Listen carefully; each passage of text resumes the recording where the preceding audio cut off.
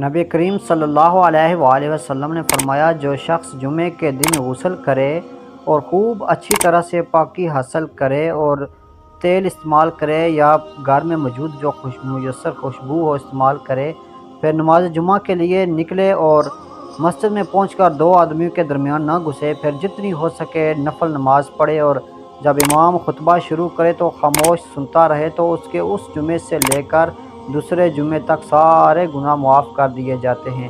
صحیح بخاری کی حدیث نمبر 883 ہے، کتاب جمعہ کے بیان میں۔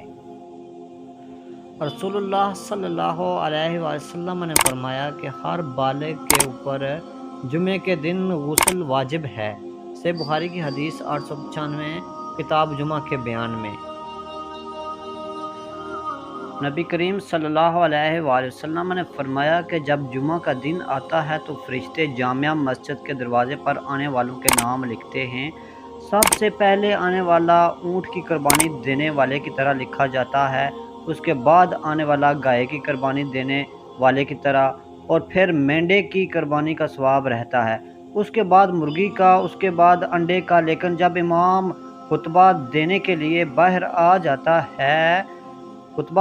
آ جاتا ہے تو یہ فرشتے اپنے دفاتر بند کر دیتے ہیں اور جمعہ سننے میں مشغول ہو جاتے ہیں۔ صحیح بخاری کی حدیث 929 ہے، کتاب جمعہ کے بیان میں۔